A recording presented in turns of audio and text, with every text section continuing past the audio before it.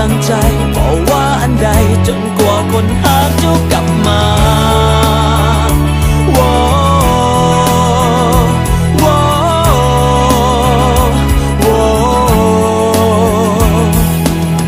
เมื่อได้ยินข่าวว่าเจ้ากำลังเสียใจ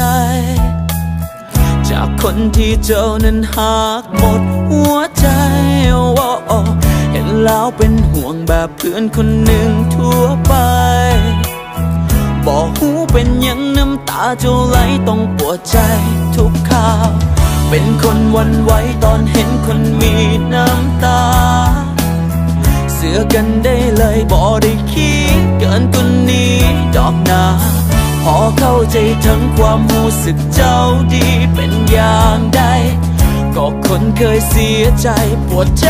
มาเหมือนกันจะเป็นไปได้บ่เธอเคยจะยืนอยู่บ่อนี้เป็นเพื่อนที่แสนดีในวันนี้วันจะเสียใจ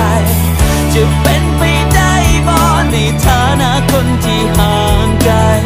เป็นกำลังใจบอกว่าอันใดจนกว่าคนหาเจ้ากลับมาผมมีแต่เจ้ายังมีหลายคนเคยเสียใจบางคนแอบหักบางคนถูกทิ้งเป็นเรื่องธรรมดาเพียงใช้เวลาความเจ็บจะผ่านพ้นไปและต้องมีหวังจากวันใจนั้นจะกลับมาเป็นเหมือนเก่าเจ้าต้องเข้มแข็งทั้งแม้จะมีน้ำตาปล่อยเขาไปเลยทั้งจะดึงเขาก็บอกกลับมาสิ่งหนึ่งสำคัญก็คือเจ้าหักและแค่ตัวเอง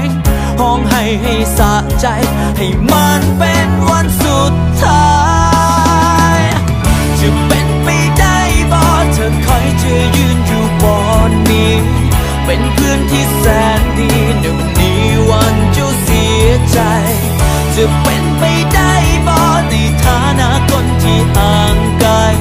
เป็นกำลังใจบอกว่าอันใดจนกว่าคนหาเจ้ากลับมา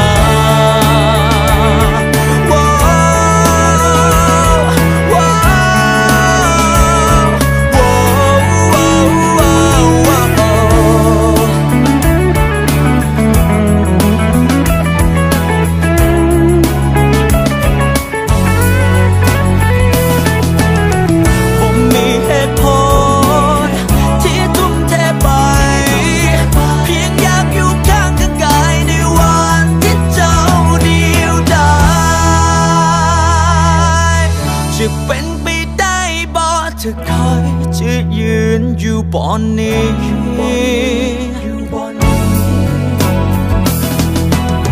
จะเป็นไปได้บ่ในฐานะคนที่ห่างไกล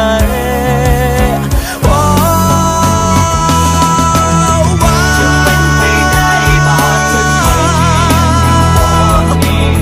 เป็นเพื่อนที่แสนดีเดี๋ยวนี้วันจะเสียใจจะเป็นไปได้บ่ในฐานะคนที่ห่างไกล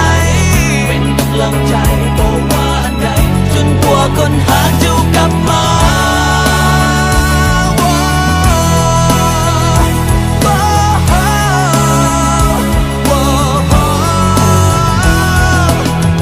จะเป็นไปได้บ่จะคอยจะขอ